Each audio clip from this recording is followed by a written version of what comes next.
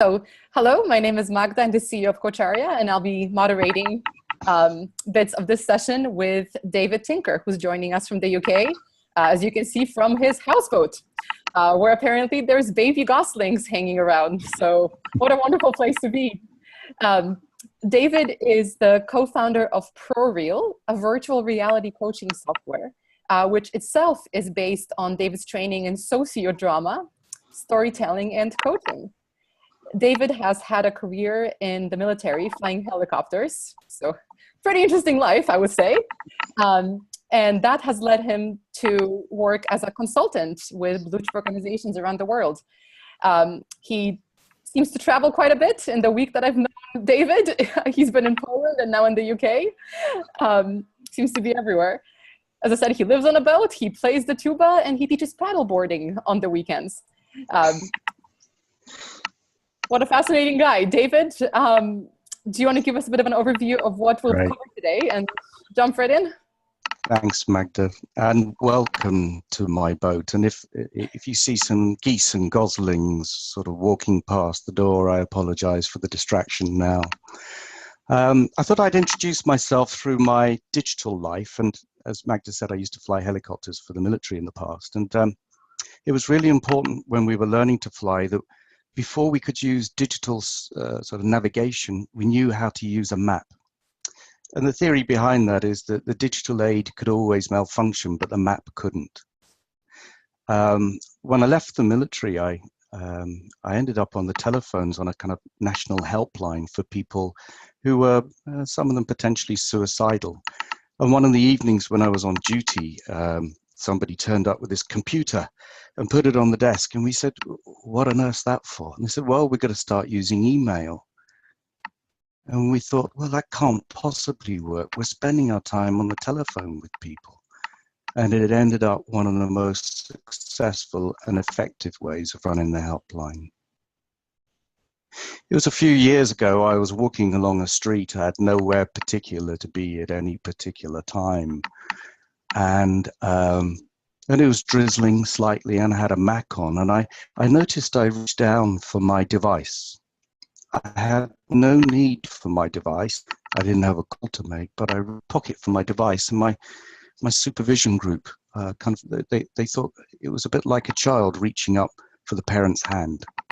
I've been coaching using remote work and virtual worlds for the last 3 years. And I also provide supervision for a coaching mentoring masters, and all that's done online.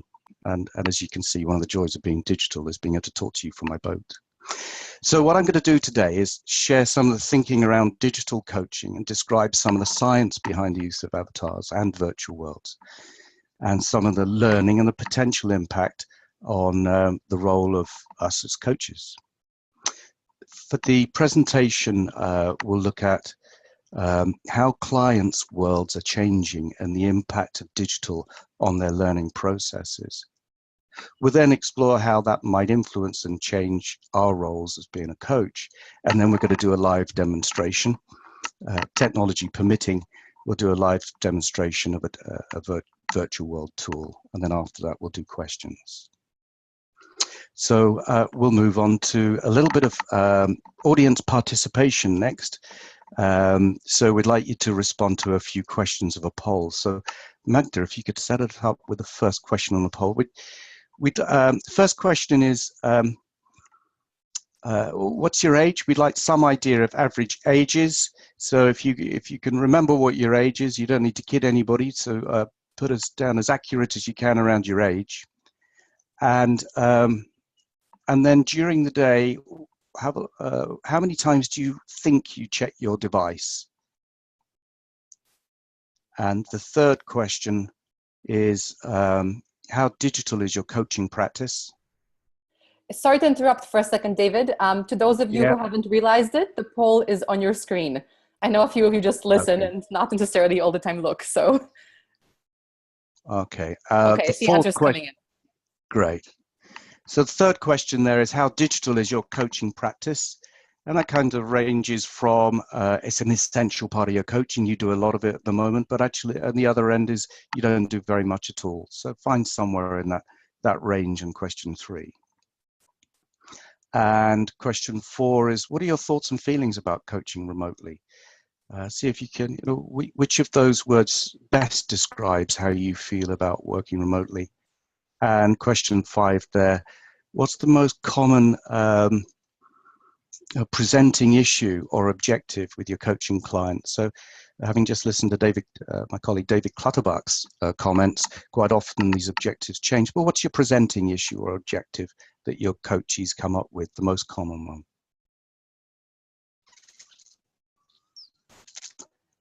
So rattle through those, and then Magda, if you let me know how many have responded, we need a good percentage. Got about half, and I see them still coming in, so let's give it another couple Let's seconds. give it a little bit longer.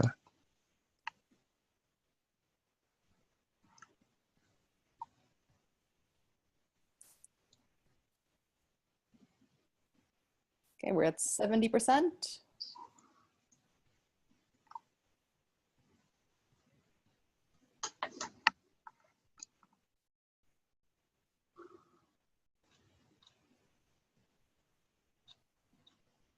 Still going up? Yep, I think I'm going to finish in about 5, 4, 3, 2. All right, ending poll and sharing. Okay, so our main age is somewhere between 40 and 60, aren't we? We're somewhere between the majority of people here. So slightly older group, a couple in the 20s. You check your devices between 20 and 40. The average, just so as you know, is around 85. Most people are unaware that it's 85 times a day devices get checked, and they're kind of in disbelief about that. But the average is around 85, and some research is now showing, certainly for young people, it can be more than that. And so it looks like in the audience here around how digital your coaching practice is, it looks like you're starting to do some digital work, with some already having it as an essential part of the coaching, and others just starting out. And you're seeing it as, it's quite interesting. So working remotely with clients, working digitally, you're seeing it as necessary. Some quite, hopefully as a result of this, you'll come away a little bit more excited and maybe a little less anxious for some. And around the most common objective for coaching is leadership skills. So hopefully when we do our demo later on in this session, the live demo, that's something we can look at. Okay, I'll go to share screen.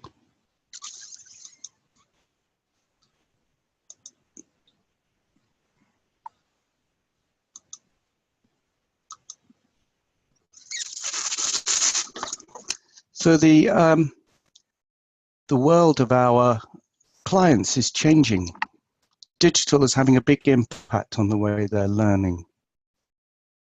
Quite a few of us are ending up in Facebook groups to learn specific subjects, or LinkedIn groups. We can attend free lectures. Some of the best lectures from around the world are available freely, and we can look up something really quickly. So the way in which we're learning, we can learn by communities or groups, or we can learn by accessing lectures, and there's so many other different ways of learning nowadays.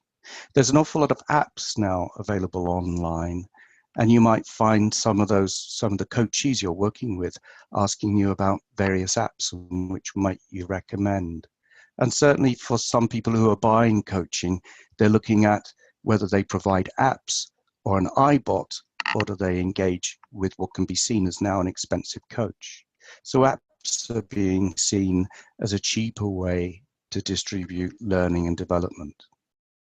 What we're noticing is much more text-based interaction.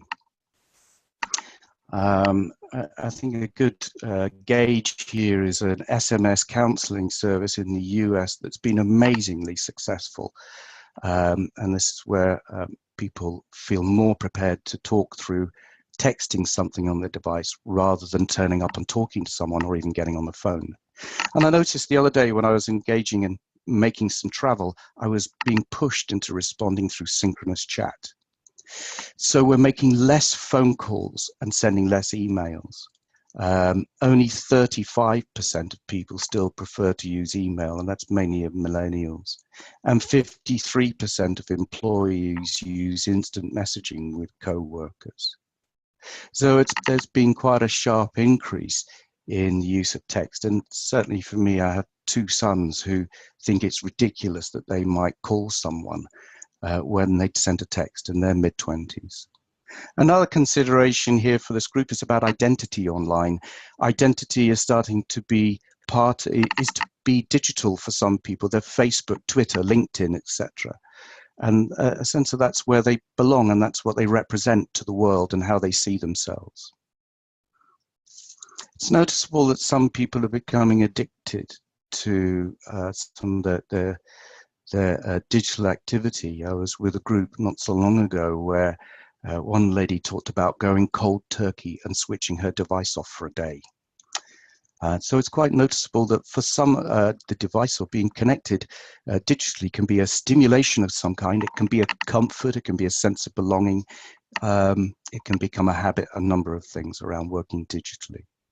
So far as corporates are concerned, one of the things that we're noticing for a number of organizations that provide coaching or a learning and development solution, they're being asked by corporates to have a digital element in the offer or in the intervention, so as that helps reduce costs, but also increases employee engagement, particularly for a younger workforce. Something we're also noticing is remote working has increased by 33% in the last 3 years. So there's a lot of people working in their pajamas, probably not with the videos on like this. Savings for the organizations in travel and office space.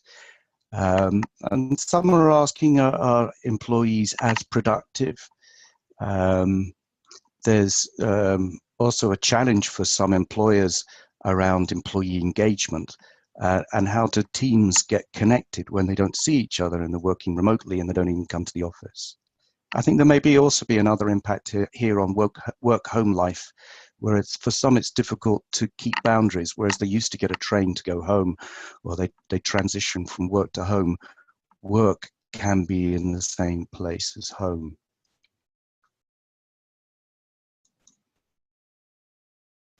If you're thinking about coaching remotely, this next slide is about what I call some basic considerations. Data security is a must, certainly for those in Europe. GDPR and taking care of where you store your data, and encryption of the software is really essential. And I know in some parts of the world there's various restrictions or legislation around crossing state or country boundaries. Use good headphones. Good headphones, preferably with cans on and a microphone. This promotes intimacy. It means we don't have to raise our voice. If you don't have these, people start talking loudly into the computer like this, so we end up a little bit like trying to share an intimate conversation in a club with loud music, which really doesn't help for intimacy. So if there's one thing I'd like you to take away from today, invest in a good set of earphones. Check your background. I was on a call earlier on today, and this will make some of my colleagues smile as well. There was someone in his bedroom on a very serious call, and he was in the corner of his bedroom and had his video on, and just in the corner appeared what I can only assume is his wife, kind of creeping out of the bedroom and quietly closing the door. A wonderful distraction, but probably not what we want to have happen when we're coaching. So watch out for the distractions of family life potentially happening behind us. Some of the deeper connections here, I'm going to refer to some wonderful work by John Sula. First of all, dissociative anonymity and visibility. The anonymity or sort of almost hiding behind the computer and not meeting someone face to face can enable some people to feel more confident. It's a little bit like wearing a mask of some kind. I don't have to be fully present myself. Now, some of this, as you can imagine, has positive and negative aspects. Certainly, we've seen online abuse happening where people have been far too open, but in our coaching and well-contracted world, that should only have a positive outcome and not a negative outcome. Minimization of status and authority. Coachees can be intimidated by us. They can be intimidated by our age, and we're clearly an older group compared with some you may be coaching.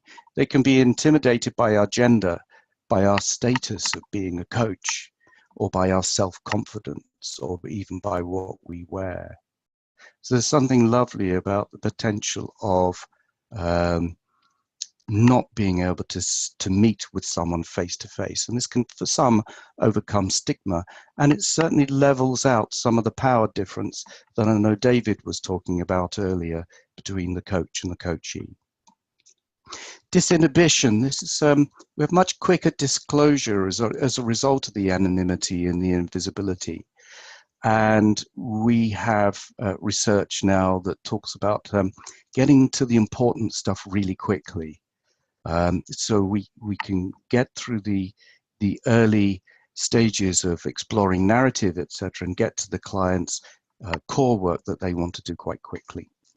Again, sort of considerations for us as coaches here is that we make sure that we contract really carefully to make sure that these coaching sessions with high levels of disinhibition are held well. Solipsistic introjection, which just a lovely mouthful of best described by John as Spock doing what's called a mind meld. For any of you that, like me, might have enjoyed Star Trek in the past. This is where we can we get lost in the world that's online and we meld with it. It's part of what we immerse ourselves in that. And we find that when using virtual worlds that this can happen with the coach as well. So we feel really understood. So one of the benefits for this for the coachee is that they feel strong sense of empathy. They feel like they've been heard and understood. And this alone is a powerful intervention, having the sense, because we've had this mind meld, this deep connection. John also talks about asynchronicity. So a lot of our coaching at the moment is probably synchronous. So in other words, we are talking and listening at the same time. But what digital presents for us is an opportunity to work asynchronously. So when we work synchronously, there's very little opportunity for the coachee to reflect and go, well, I'll just think about that for a couple of minutes, unless they're particularly happy to sit there with silence. So we can work asynchronously and there can be a gap in the communications. So these are some of the deeper considerations when thinking about coaching using virtual worlds or using digital solutions. So some of the role considerations. What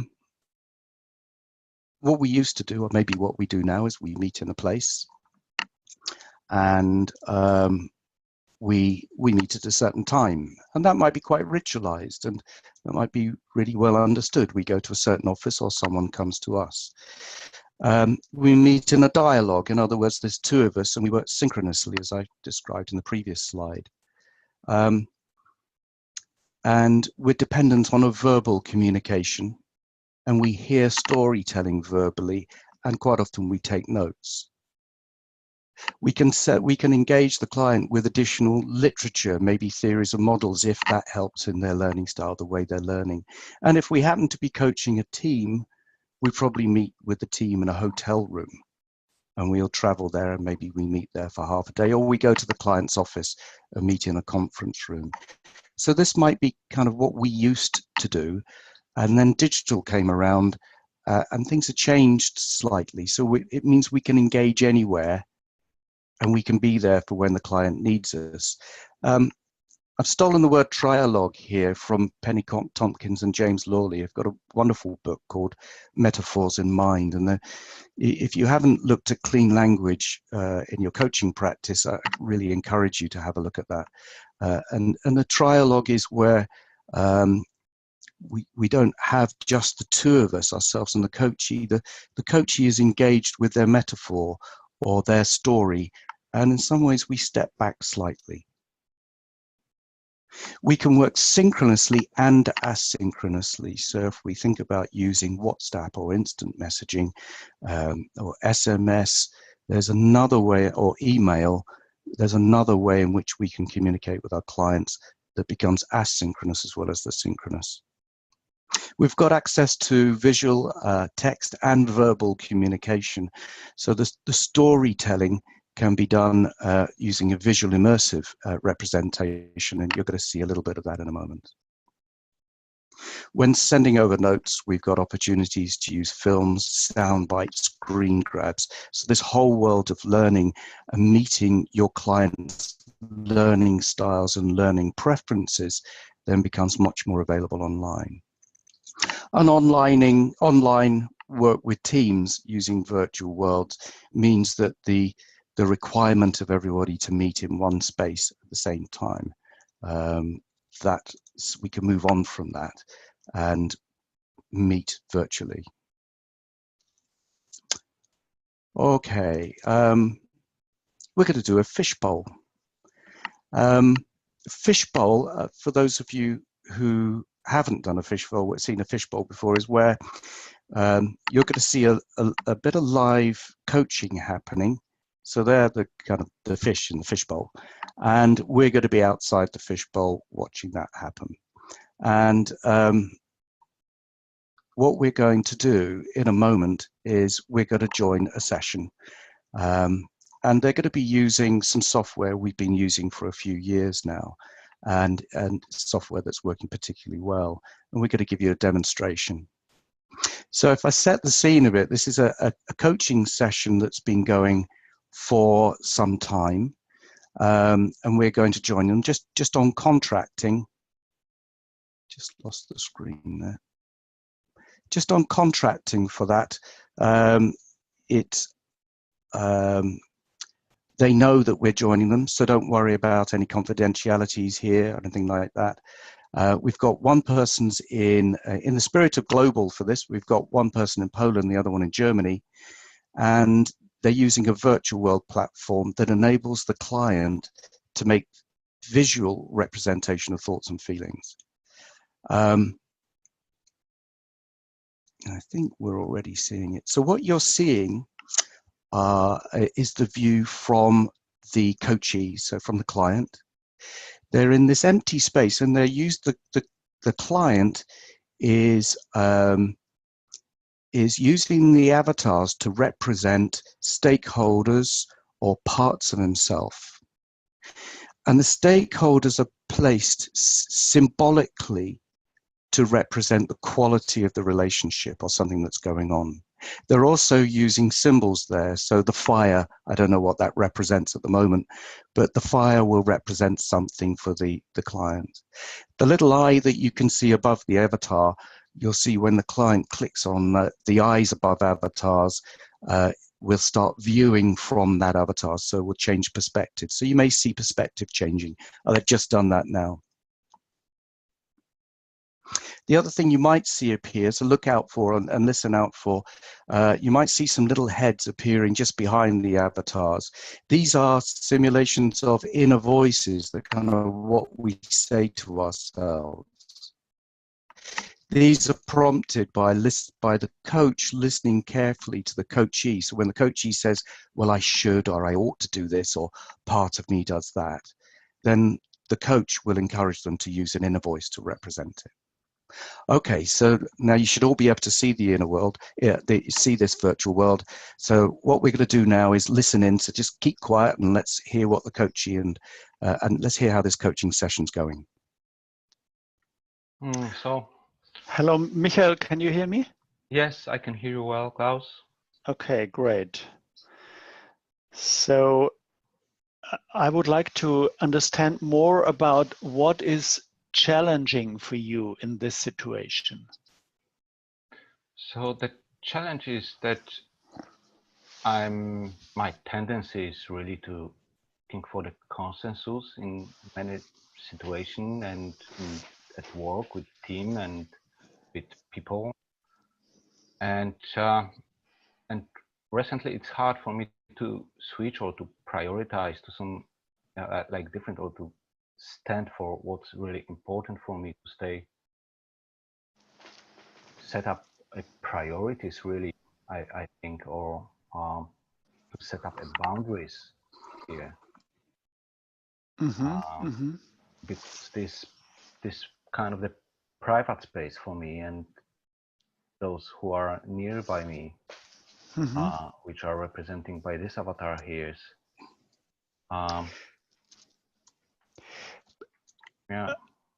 Michael, I would like to offer you a different perspective on it.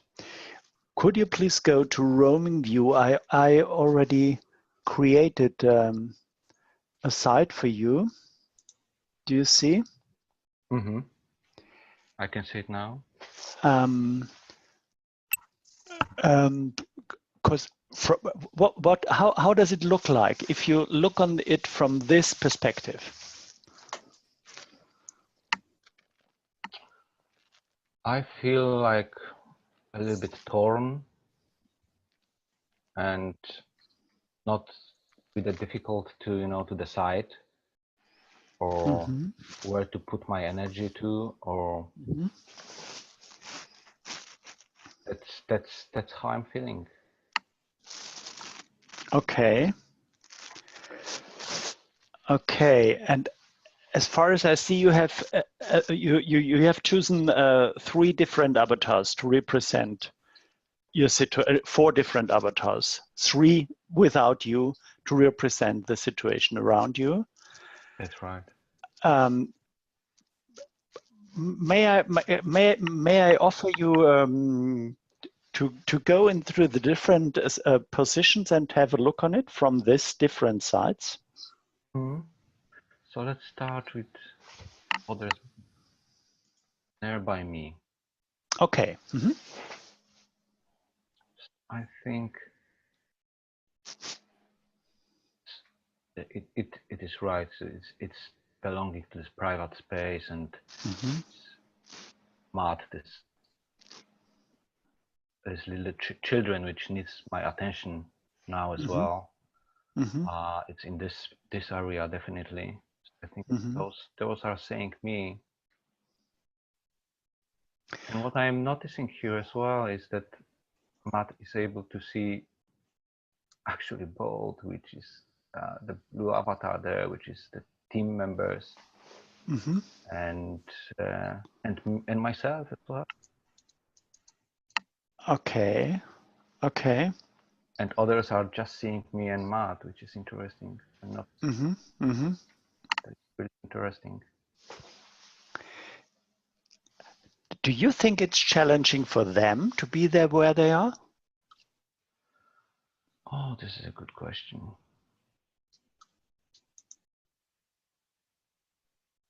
I think so, because it's a bit of the distance. I'm not even close to this private space here. I'm a little bit distant.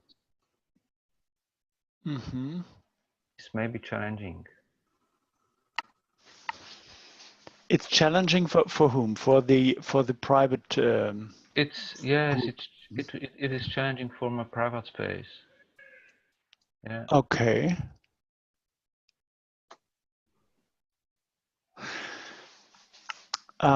What would happen if you change something there in your distance for you?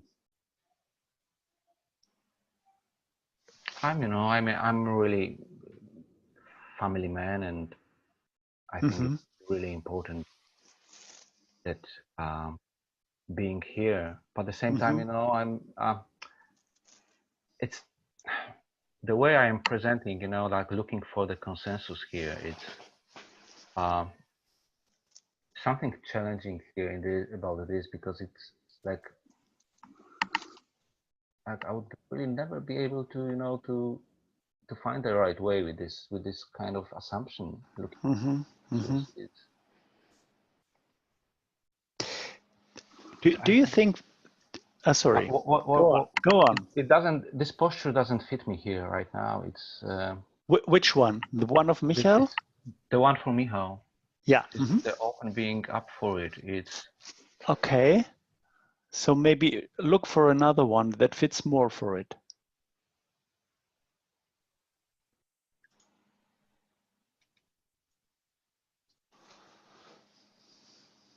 I would really like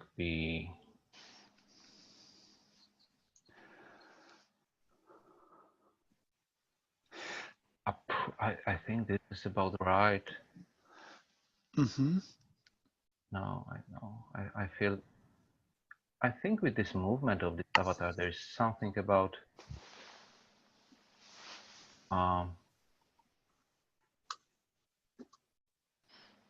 accepting and appreciating. Michael, do you think? Do you think we're talking now about two different posters you had? Do you think these both avatars exist at the same time?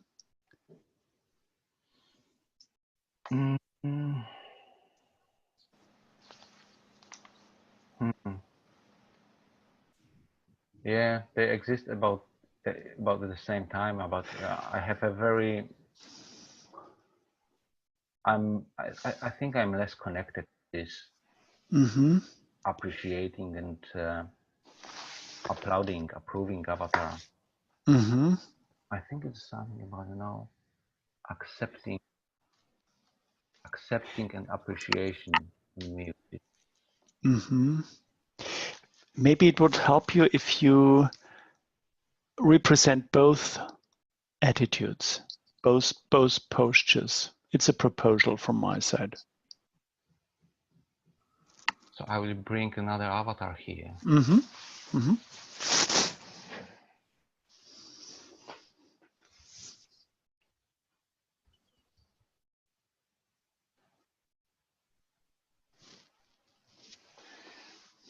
Appreciating Michal.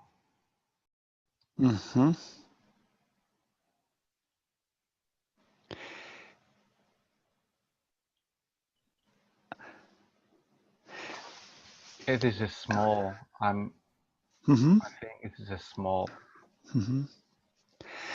And this appreciating Michal is appreciating to whom? I think even to this situation. To the situation. The whole situation about both family and team. It's agreeing on, you know, there's. But I think that this one needs to have like more clear boundaries around him. The appreciating one. Appreciating one. Yeah. It will be bigger, and it will be able to grow when having. Can you try? Can you try to visualize this? What you just said about the boundaries.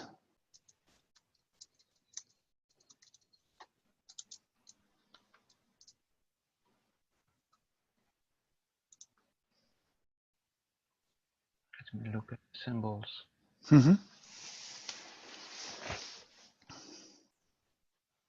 No, I don't think wolf, which kind of natural boundary, but doesn't seem like it's a good one. I think the time.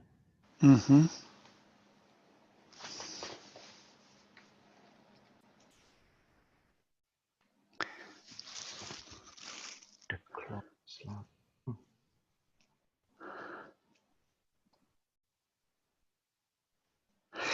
Okay. Okay. Present. Okay, we'll stop the screen. I'll take the screen back. And we'll hold it there.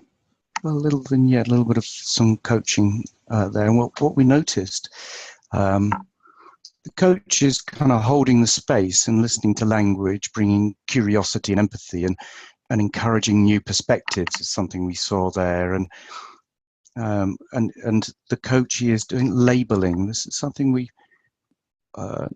in this kind of world, we know that the labeling process, in other words, writing down or adding a color, a name, or posture, and what somebody says, that helps both tell the story. It helps reduce psychological distress. And there's some of Pennebaker's work in terms of feeling heard as well. There's lots of benefits to labeling in a world like this. There's some degree of immersion. So the soliplistic work that John Sula referred to is we become part of something. We become immersed in the story. We've got raised self-awareness happening with the coachee, and the new perspectives being taken, and a new meaning making. So we're working on a symbolic and metaphoric level when using a space like this. The other thing you might have noticed how slowly it goes. It's a very reflective space, and it does mean that for the coachee, they have an opportunity to slow down and reflect, and it's okay for it to be really quiet, so we don't have to keep filling the space. We work with some practitioners here, and this is a lovely example of trialogue.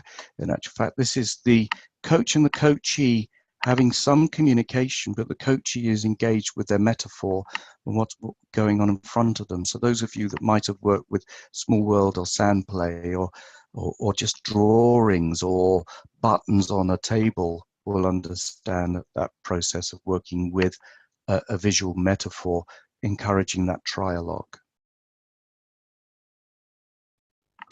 Okay, so that was the fishbowl.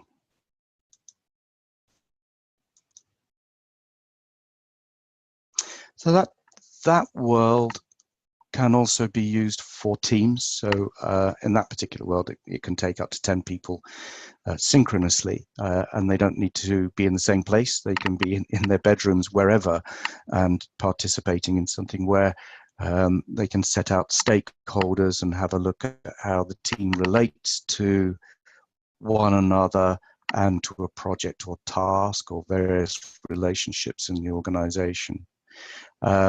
And what we notice now is some clients asking for this because they've got teams that are quite disparate and working globally, and they still have some sense of wanting to find out how they belong and how they connect with one another. So when we've got these good levels of disinhibition and getting to the difficult stuff, there is a symbol in this particular software that's an elephant that can be added, and for some cultures the elephant represents the elephant in the room. In other words, what's the thing we're not discussing, and quite often teams will add that and say, what is the elephant in the room? So the undiscussable becomes discussable.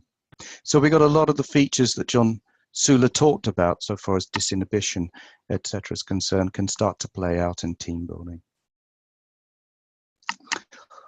Okay, so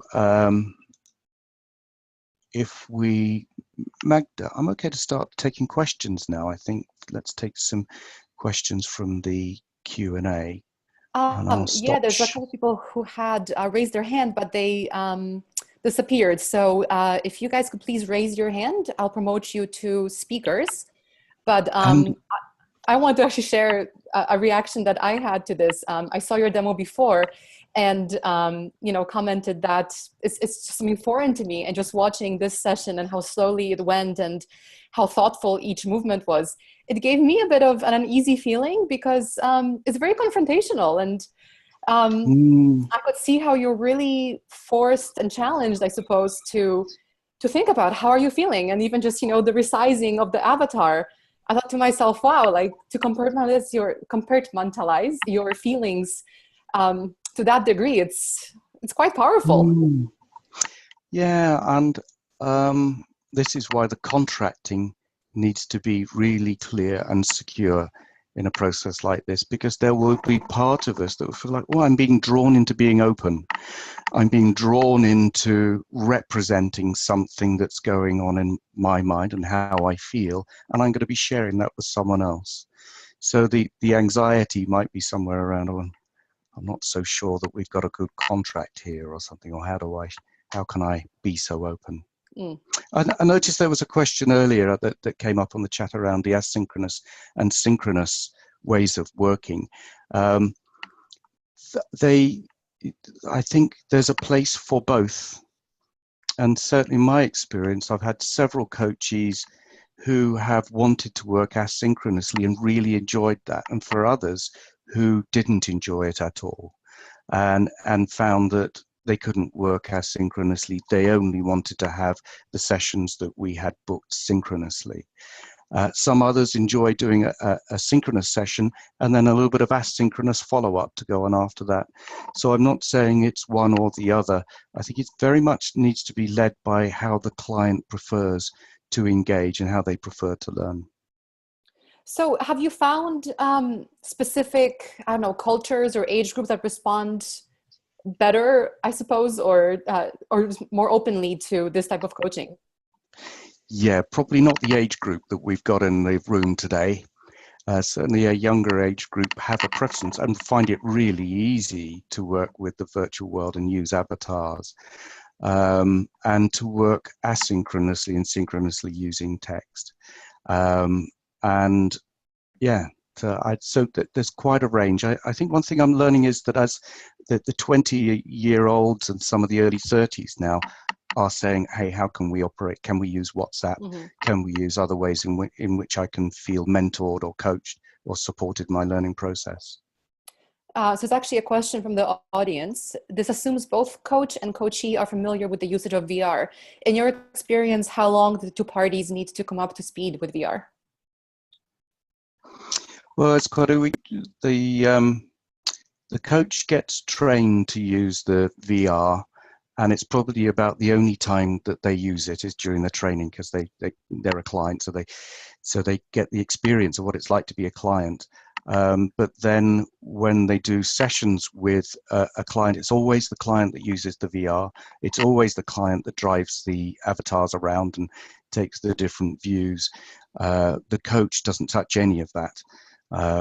Because it's the client's world, and you'll find that if the coach then starts interfering, it's kind of ethically, I don't think that's quite right. So it's really important that the client feels like it's their world. If we find that if the coach just moves an avatar ever so slightly, the client has lost their ownership of that world, their sense of, oh, that was my world. How dare you? That's not right. So, and we find it's quick. The user interface for that particular bit of software has been, it's fairly easy to operate. It takes about 15 minutes after watching a short film. Okay. So are there any other ethical considerations that you see with usage of this kind of technology, or just technology, world technology in general with coaching?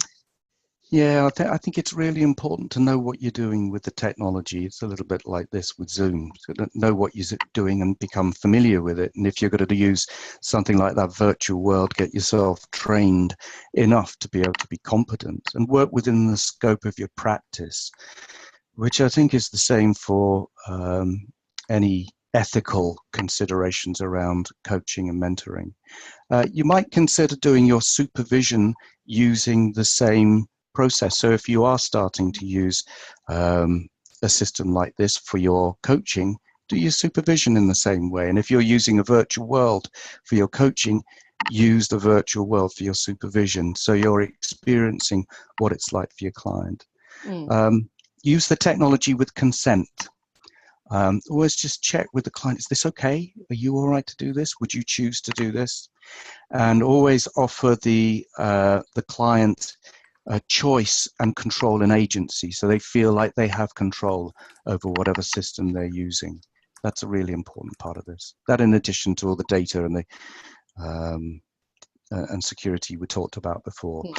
Any of those worlds, for example, that world we saw just now, the coach at the end of the session will say to the client, would you like to keep it? Would you like to go back to it later, or can it be deleted? And it's not deleted until the client decides to do that.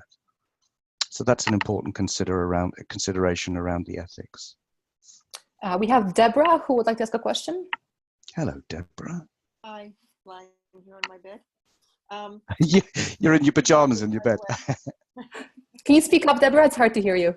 Yes, I said in London, by the way, so I'm closer to David than maybe some of you are. Okay. Yeah. And the question I have is, it seems to me, just watching this brief demo, that someone asked, what's the sort of downside to this? And it strikes me that, and I'm curious about this, it feels like it puts the client one step removed from themselves. So they're not necessarily really talking or feeling about themselves, which to me is the benefit of working, for instance, by phone, because it takes a lot of extraneous information out, like, you know, what is that person wearing? What are they looking like? What's their expression? What are, you know, and it lets people just really focus in on themselves. And it lets me as a coach really focus in on what I'm hearing and listen for that level 3 or even level 4 information. And it felt to me as I was watching this demo, like, gosh, there's so much fussy stuff that you're dealing with, color, and, you know, like, what does the avatar look like, and what are they doing, and what does that mean that they're doing this with their arms? And I don't know. I just found it, to me, it took me away from the core conversation. And I'm curious what your response to that is. Well, that's the dissociation that's experienced. So for some people, we have two parts to our business where this is used in therapy and counseling as well as in developmental work. And in therapy and counseling, the dissociation works really well, that some people can say, well, that's me that's over there, and I can talk about the me that's over there rather than being back in me that's over there, and we can work with both. There are ways in using the cameras in that particular software where we step back and we see ourselves, and then we can step into ourselves. So there's different ways of managing that, and we do encourage coaches to say, how are you feeling now, or what do you notice? And we do hear clients talk about a high degree of feeling part of what's going on. It's very hard in a small demo like that to see what that's like, but quite often people get very immersed and say, yeah, this is how it feels. I've got someone else. Yeah, I've got a couple more questions that are, okay. I believe, Michael. Anya? There you go. Yeah, I'd love to talk. I'm extremely excited. I was actually wanting to develop something like this myself. Oh, wow. Yeah. What's your background then? Interactive theatre.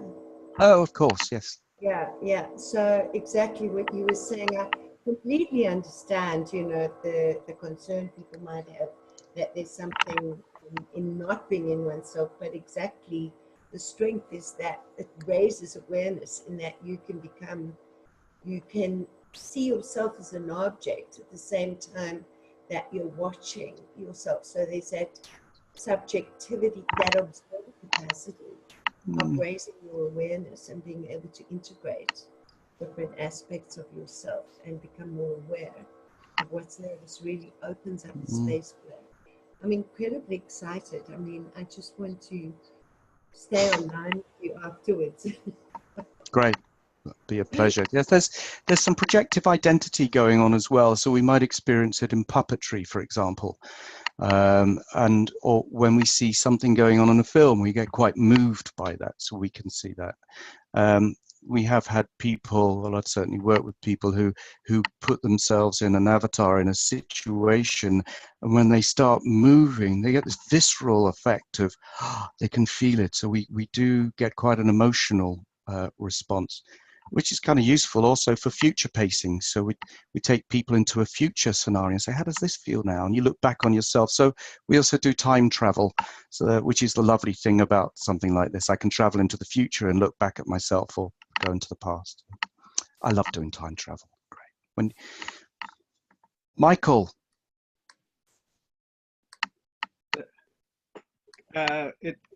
Thank you for this. It's taking me down a path of, I'm a boomer too. And so the idea of looking at the coaching going from pictures on tables to whiteboard to serious Lego play to clay building, and now to this virtual world. We see this evolution of integrating with this exterior locus of identity and where we are in the world as being very, very useful.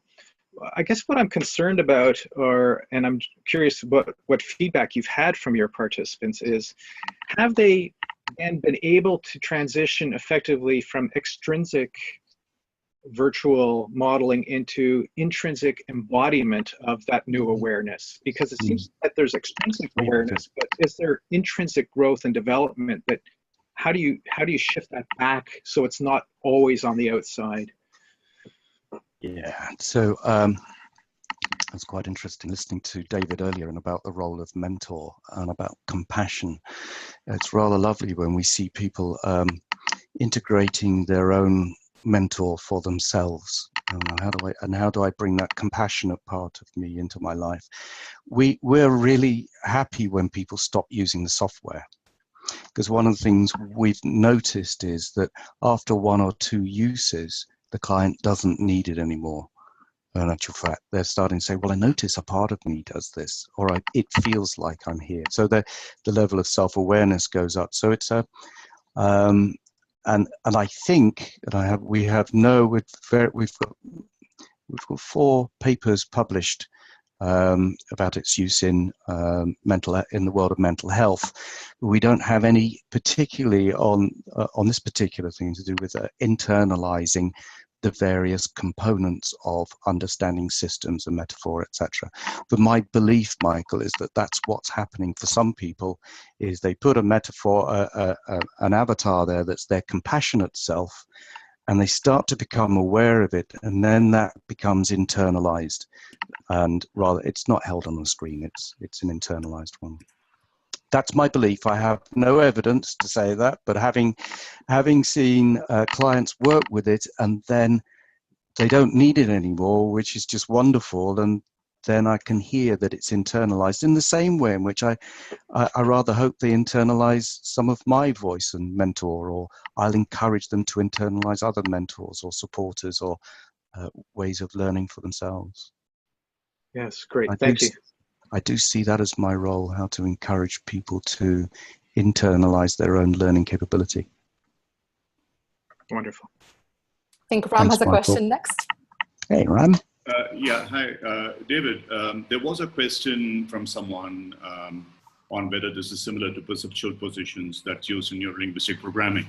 Now, having used that, as well as in the Gestalt, there is empty chair, and more recently, there is this work on constellations by Whittington. Yeah. I have used them, and they are extraordinarily powerful. And some of the questions that Deborah, Michael, others had, if you use those kind of systems, you can really get into the mind of the client, and the client is able to emote extremely powerfully. There's something that happens when they put it up on a 3D space on top of tabletop, like Michael was saying, maybe a Lego set or whatever. I have found it to be extremely useful. Let me put it that way. And I've worked with several coaches who have found it to be extremely useful.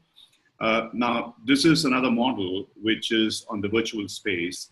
However, what I found was that perhaps there wasn't sufficient explanation beforehand. So at least I wasn't able to really understand the context. And perhaps if the context had been set, there would have been better understanding of what the demo was about. And there were also a couple of comments out here saying that the virtual reality platform wasn't really very sophisticated.